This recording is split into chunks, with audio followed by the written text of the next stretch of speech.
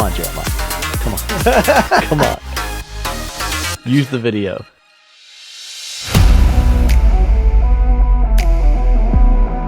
Hey guys, welcome back to the Results Junkies podcast. Paul and I are both home for the moment, though he is headed to the land of very expensive mice in Florida, a place that I find very near and dear to my home, and I'm looking forward to living vicariously through your Instagram feed next week, Mr. Singh, as you shed thousands and thousands of dollars from your bank account. That's right. Yeah, we're going to try to get the kids down to Disney before school starts here in Virginia, but I was just telling you in the pre-show, I have this love-hate relationship with Disney. I love it because the kids love it, and I love it because it's just a good experience and all that. I hate it because my capitalistic brain is it's in awe of like the mental gymnastics the Disney brand has convinced us all to go through to justify $20 chicken fingers for a 3-year-old. Don't forget the $20 balloons. Yes, correct. The ones you can't take them back on the airplane. And it's almost always, without fail, what the kid wants to purchase the day before the flight home. So, well, if you talk to me afterwards, I'll give you some tips on how to get that balloon home. I'm here for you, man. I'm here for you. I hope at some point, I should get on YouTube and figure this out. The thing I haven't figured out is how do they get the red Mickey ears inside the clear big one? But there's a guy for that. Yeah, he sits there and no. Where's that guy's LinkedIn? I want to see what his LinkedIn says. All right. Well, a little bit of housekeeping before we get into our topics this week. He is at Paul Singh on all those social media channels. I am at Pizza in Motion. And you can email us, show@resultsjunkies.com if you have questions, comments, concerns, or you just want to make fun of Paul's taste in wardrobe. Up on the docket today, we're going to talk a little bit about Duolingo, and we're going to talk a little bit about Fortnite. So Duolingo is an interesting one for you and I, just from a relationship standpoint, because I won't say it was the first time you and I worked together, because we had a pre-season tour stop in Kelowna, British Columbia before the real tour stop. But I think it was the first time we took the trailer out for the Airstream out for the tech tour. It was Pittsburgh, and you already had an investment in Duolingo at the time we were there. And I don't know if you'll recall, but just because I like to take these opportunities to share with folks the depth of our friendship, this was the first time that I was appearing at a tech tour stop, and the first time you and I were appearing together in an event. And I had a schedule, and I showed up at the 9 a.m. scheduled meeting, and nobody was there, and nobody was responding to their phones, including you. And so I went to our 9:30 stop, and nobody was there either. And as I learned later, you learned the hard way that parking a trailer on a gentrifying neighborhood street in downtown Pittsburgh was probably not the best way to get a good night's sleep. Yes, correct. Absolutely. Yeah, so I think what had happened was, I forget the street name or whatever, but we had parked it in front of a hotel, and in front of the Hotel Indigo. I actually just stayed in the RV as I would travel.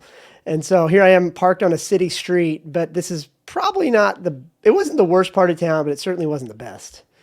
And all night, people just kept coming by, hitting the side of the trailer, hanging around, definitely some questionable people hanging around. And yeah, so that morning you were on time. And when I finally got to sleep, it was pretty much sunrise, I suppose. And I don't know, kind of slept in.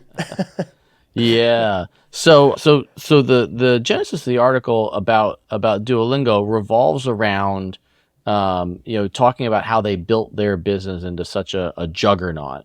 And if I think back then to when we were there, they were obviously still a big company. This would have been 2015, maybe. I want to say it was 2016, actually. It's probably April of 2016. Yeah, so it was a while ago, and we met the CEO, Luis, and I mean, I knew what Duolingo was at that point, but from a perspective standpoint, I grew up cutting my teeth on Rosetta Stone, and so Rosetta Stone was, and probably still exists, language software where you would pay some amount of money. Back then, it was a few $100s, and you would get discs or CDs in the mail for a specific language that you wanted to learn. And Duolingo, when they came out with their product, they completely turned that model on its head. And Rosetta Stone was a very successful business. You'll remember from your days of zipping around the country and the world. I mean, they had ads in all the in-flight magazines. They were sort of like the Bose headphones. They were just something that, that was a very popular product, and they did very well with it. And Duolingo, I think one of the big reasons why we wanted to talk about them today is, at least from my perspective, I think that they were one of the first, and clearly one of the best, to really push the envelope on the freemium model, meaning you can get a lot out of the Duolingo app for nothing, as I did on my recent trip to Japan, but they spend a lot of time figuring out how to move their users through their funnel and get them to some sort of a premium offering, whether it's updated Super Duolingo or a family plan, or any number of other items that's helped them turn into this multi-billion-dollar company. Yeah, I mean, at the time we met them, it was probably 4 years after the investment. Yeah, probably about 4 years after the investment, and they were still privately held when you and I met them. Yeah. Still doing very well, but still privately held. They went public in 2021, I believe, and I think as of now, a little over $7 billion market cap. So they've done really well for themselves. But you're right; it's probably one of the few, winners in the freemium space. Just off the top of my head, I'm not sure there is any other publicly traded company with that sort of market cap or larger freemium. Maybe I'm wrong. Somebody will point that out.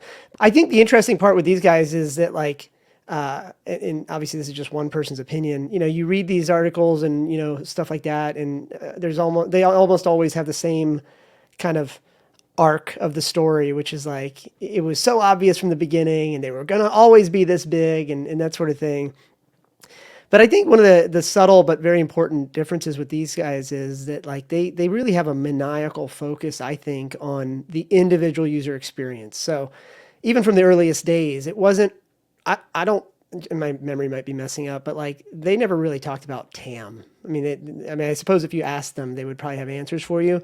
Right. But when they would talk about the product, they never really talked about TAM as a primary focus. They talked a lot about retention. They talked about engagement. Way back at the beginning of 500, we had this, like, blog post that we put out that was called Startup Metrics for Pirates. And where the idea was that there were 5 key metrics for every company. It's in the first letters, it's like what pirates say, right? R. It says acquisition, activation, retention, referral, right? And revenue. And, way back then, like, a company like Duolingo checked all the boxes. But the point here is, and I'll stop talking, is they really focused on the individual user experience. And by nailing that, and even to this day, it seems like they're still focused on that, but by nailing that, it has a compounding effect on retention, growth, referral marketing, everything. I don't know. That's the big lesson, I think, for a company like Duolingo, for any other entrepreneur, is like, don't look at the market cap, don't look at TAM, don't look at all those things. The primary thing is make sure the single player mode is engaging, useful, and all that. And then it gets really interesting really fast. Yeah, I'm gonna take this a little bit of a different place. You said something that I wanted to follow up on. You talked about how you couldn't think of other big companies that had really used the freemium model for growth, and I googled some key phrases and came up with some companies, and I'll be curious to hear your opinions on these companies in terms of how well you think they've done from a freemium standpoint. So let me use some not obvious ones first, 'cause I think there are a couple ones that I didn't think of. By the way, just one thing to point out about Duolingo too. According to that report, only 9% of their users pay, and only 8% of their revenue is advertising. So that goes to show you, like, how high the margins are on something like that. Well, not just that, but they have they've done such a great job of keeping customers engaged. I think that even though they have a single digit percentage that pay, my guess is that that's probably a rotating percentage. So maybe you would pay for some level of upgraded services when you're getting close to a big trip, or if you're working on a new contract where you need to be able to converse with a counterpart in a specific language, and then maybe you roll back to the free model. I think I remember talking a little bit about that with Louis a number of years ago, about how they had folks who would move from free to paid and back to free, but were still engaged on the platform. And I think that's an interesting concept, because where I think with other freemium brands and companies,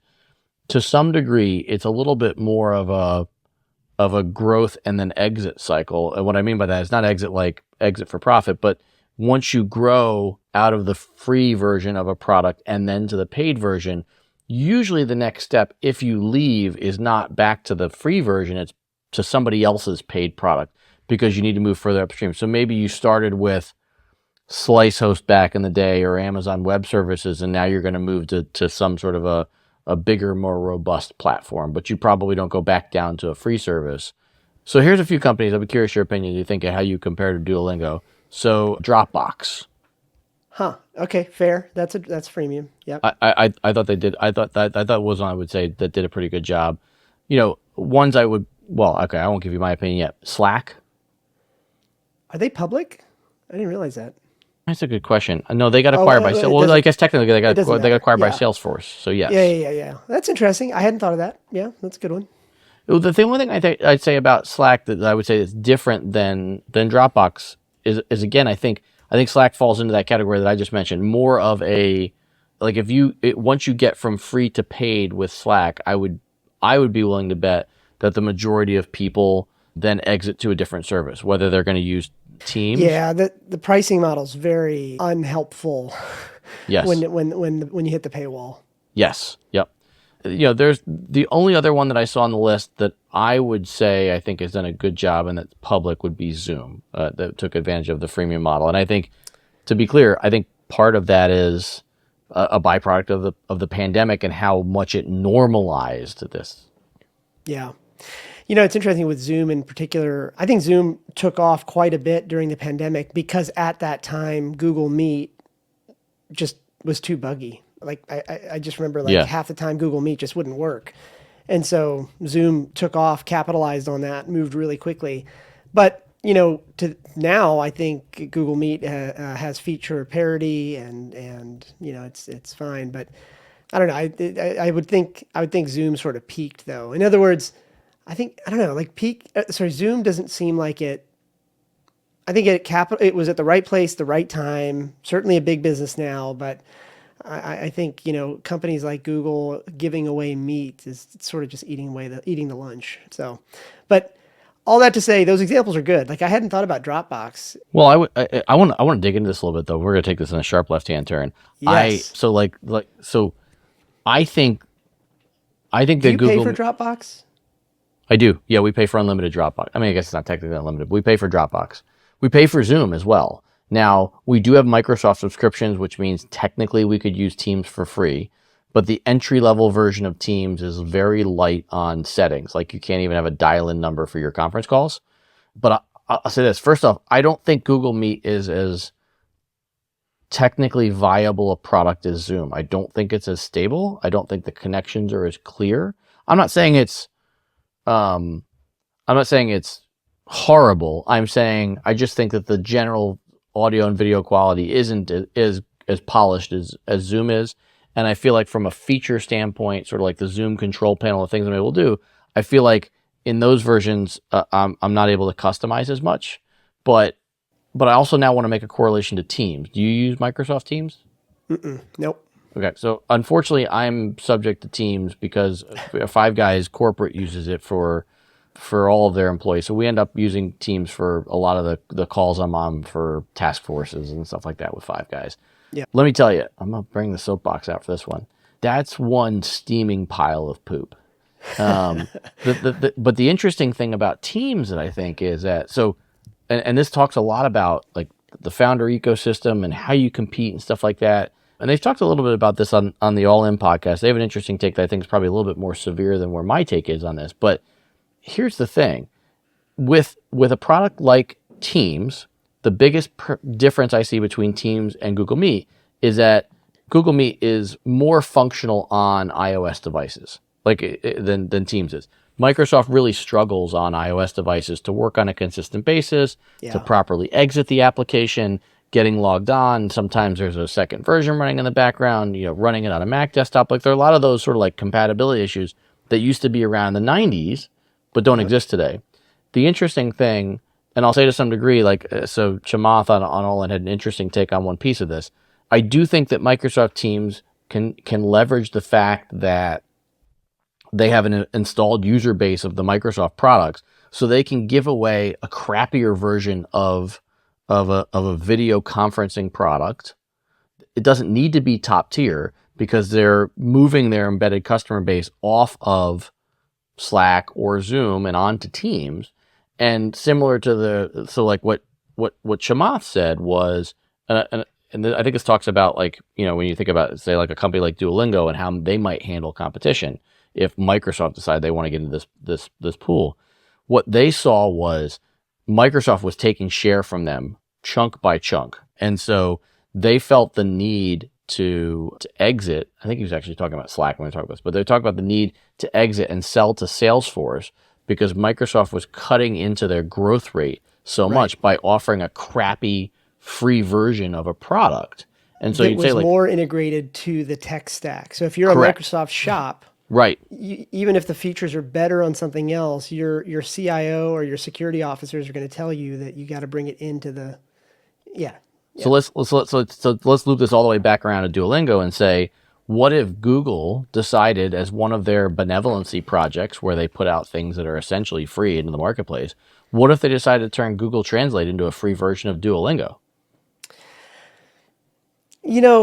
Wait, so is this the question? Yeah, I'm curious. Yeah, Okay. A, do you see that as a monopolistic tactic, and B, do you see that as a threat to Duolingo?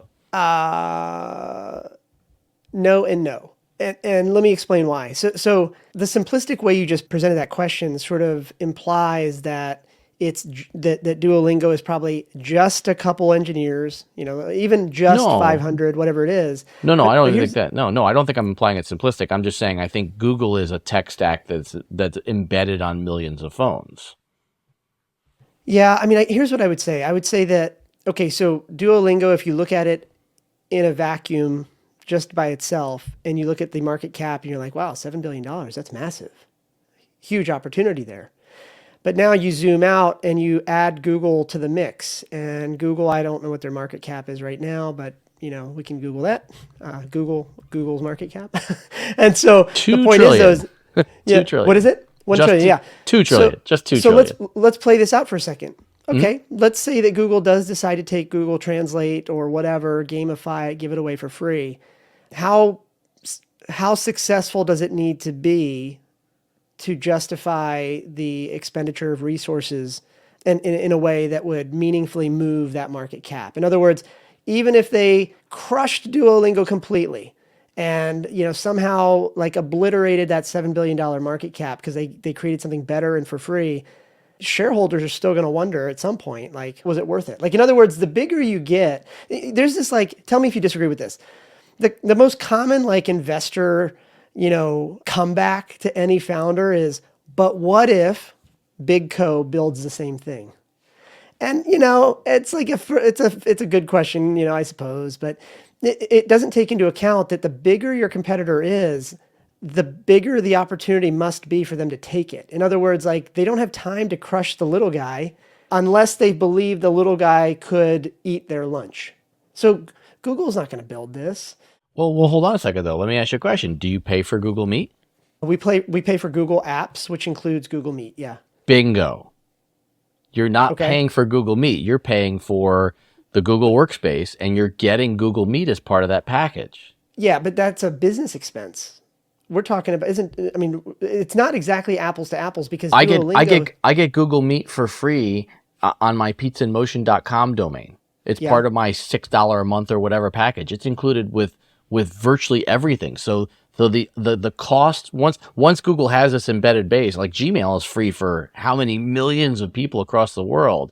Yeah. What's Google's incremental cost to push Google Meet to free for everyone? It's No, I think it's a fair point. I think what I would say here though is, and I'm not trying to like change the topic, but I would just say that there's very few companies that have successfully crossed the chasm between B2B and B2C.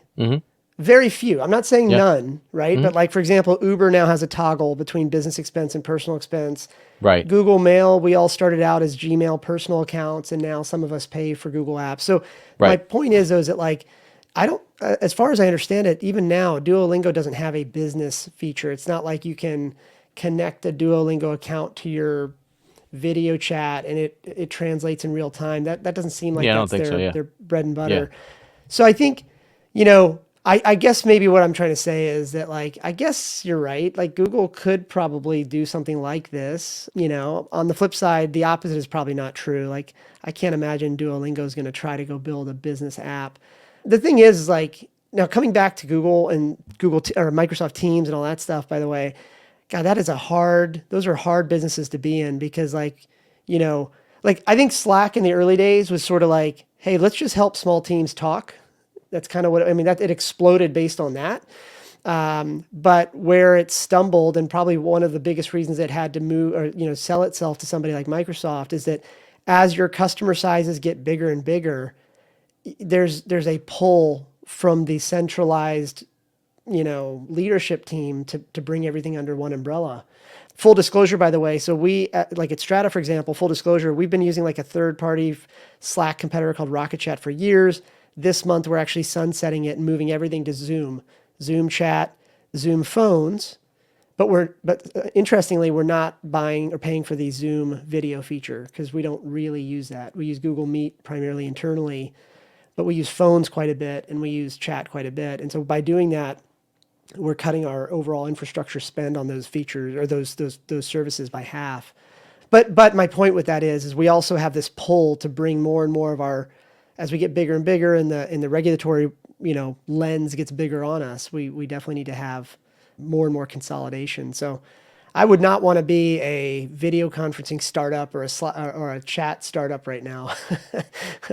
So anyway, I know we took a hard left turn there. I don't know if I answered your question there, but No, you I think you did, and said, it's interesting too because I think like from our experience, well, like you know that I have the paid Slack community for the travel podcast, and I'm on the free plan that Slack has, but I charge a fairly nominal fee for that community. And one of the reasons why I haven't done more to try to turbocharge that community yet is that as a customer, I'm very beholden to Slack right now, in that if they either A, start charging for, you know, what was typically a free account, or B, if they were to move some key features behind a paywall for me, I don't have the economics to pay. I think their current rate is $8 per user per month. So I've actually, to your point of investigating products, I've actually been investigating a product called Glue that's out there that's backed by Craft Ventures, David Sachs. And, you know, the other thing is I've tested another product as well that's more software license based, going all the way back to like the 80s and 90s, where I would buy the software and host it on my own server. So I do think, to your point, I think companies are trying to make decisions on these sorts of features for their business and trying to figure out where to go with them. I think you bring up an interesting point that I think founders should be aware of in terms of any sort of, once you get into optimization, growth, team communication, any of these things, there's, to your point with bigger companies, there's a pull that's more of a compliance pull. So, I mean, setting aside the recent CrowdStrike Microsoft issue, for the most part, nobody ever really got fired for, you know, in the 90s or the aughts, nobody got fired for choosing Microsoft Exchange, and nobody right, got fired for choosing Rackspace. And right. so part of the guys behind moving away from some of these other products and moving to safer ones are, quote unquote, they're enterprise certified. You're trading off user functionality for compliance and protection. Yeah. Yeah. I mean, you know, this one, I don't know if this is where you want to go with this, but it just brings an idea to mind. You know, in a couple of these episodes the last few months, we've talked about, you know, AI and the platform risk that comes with AI, because Yeah. most companies that are, you know, using words like AI don't actually do anything. They're just sort of wrappers on top of somebody else. And I don't mean that in any like negative way, but it is what Yeah. it is. In some way, this is also what's happening with infrastructure. So, for example, there's a B2B company called Gong that, you know, the premise basically is you pay per seat. It integrates with Zoom, Google Meet, whatever, and it records those video calls, summarizes them, gives you tones of voice and all these metrics. But it's built on this idea, or it's got this fundamental, for them, a company like Gong, for example, they have a platform risk. You know, at any Right. point, Google Meet says no more third-party connections, or Right. Microsoft Right. says no more third-party connections. So it's interesting how, like, at scale, a lot of industries start presenting the same risks for smaller businesses. In this particular case, like, do you remember like Google's first company mission or whatever? Do you remember what it was? No. It was do no evil. And then like somewhere in the last 10 or 15 years, it just quietly faded away and it turned into something more aspirational, like to connect the world through better products and search and da da da. So anyway, like Twitter started charging for its API. It's a standalone thing, or X. I don't know what we're supposed Yeah. to call it now. Twitter. LinkedIn's API is extremely limited. If you connect it to something, the connection expires every 90 days or something like that. Yeah. So I don't know. You asked this question that I think is so simple at face value, but so complicated when you said, do you view, like, if Google moved into Duolingo, do you think it's like a monopolistic thing? Maybe. I don't know. Maybe. It's above my pay grade, that's for sure. I don't know. Yeah, yeah, above mine too. Let's touch on this Fortnite thing real quick before we run out of time. I think there's going to be more information coming out as we get some metrics on it. But as of time of recording, Fortnite or Epic Games, if you will, the parent of Fortnite, has officially launched their first app store that's native on iOS devices in the EU. And they've also launched an app store that is now native worldwide on all Android devices. Something that you and I have talked about on the show previously that we thought was coming, and now it's here. I mean, it was inevitable, right? I mean, and just to catch people up, the reason for this is that in the EU, I guess the EU government mandated that, Apple needs to open up its platform and allow third-party vendors to create their own app stores and bypass the 30% tax that Apple charges on all revenue coming through there. So to the extent that I know, this is probably the first well-known company that's taking advantage of it.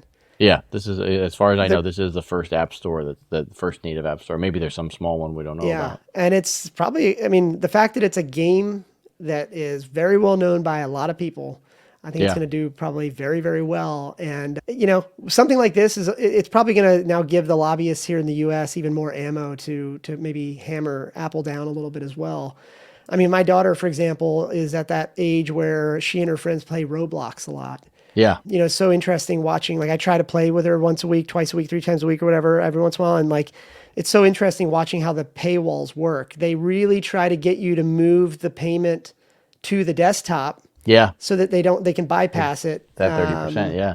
There's just a lot of like little in-app cues to kind of go over to your desktop and have your parents do, so anyway, really fascinating design patterns. But I got to believe other gaming companies here in the US like Roblox are probably looking at this very carefully and wondering what's in it for them. Yeah, I think my son plays Fortnite, and I think there are a lot of those things where when he buys packages online, he gets extra characters, or special skins or things like that. I think, this might not be a popular opinion, but, and I know you're a wee bit younger than me, but way back in the day, my father used to work for the telephone company back when. What's a telephone, Ed? I know. Back when the bells were essentially viewed as monopolies, and the government broke up Ma Bell and Pa Bell and all that. But he worked for Ma Bell, and that became 9X, which is part of New York Telephone, and yada, yada, yada. And the argument there was that the phone lines were a public utility. Right. And so like there had to be common access. And I'll be honest, my view might change in the future, and you might disagree with me strongly, but I actually don't see the same correlation. I understand how people could draw the lines, but I think I'm a little bit concerned that that governments can decide that successful companies like Apple and the makers of some of these Android devices, Samsung, stuff like that, can be so successful with their devices that they're now forced to be allowed competition on their own devices. And so it's like saying that, like do other appliances in my house now need to allow for other people to put stuff on there? I think that's, I think this is a slippery slope. I don't love it. I think there's still enough devices out there you can choose. And you don't, I mean, you can, take the Android world. It's very easy to sideload apps on there. You can jailbreak an iPhone and put whatever you want on it. I just think there are a number of options. I think the government forcing this on successful companies is something I ultimately don't think is going to be a positive. I don't disagree with you at all. I mean, I think, Yeah, I mean, maybe this is a uniquely American viewpoint where we're kind of like, hey, you shouldn't become a victim of your own success from a business standpoint. Yeah, I would not want to be in government right now thinking about this because it's just there's no good answer. Nobody's going to ever really be happy here. On the business side, I certainly don't like the idea that if I had to build an app, I'd have to pay 30% pay the 30% Apple tax just to have the privilege of reaching Apple users. But on the flip side, it opens up this even hairier question of like, why hasn't someone else innovated in this space? Is it because they don't have the cash? I don't know. It's a really nuanced question Yeah. that is interesting here. It's almost like, here in our backyard, the Greenway. The Greenway's costs. I mean, I think when I was in high school, it was probably like 25 cents just to get on there, and now it's like $6 just to get Yeah. on there, even for like a mile. And Yeah. that like 15-mile stretch of the highway is privately owned. Yep.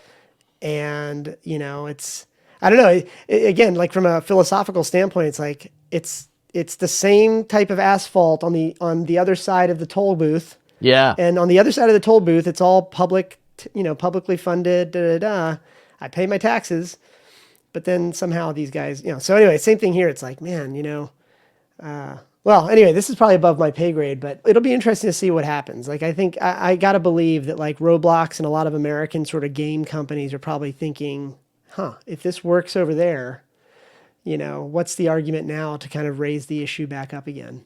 Yeah. No, I don't know. agree. And I think end of the day, my gut says that means our phones are going to cost us more because Apple's still going to find a way to make money.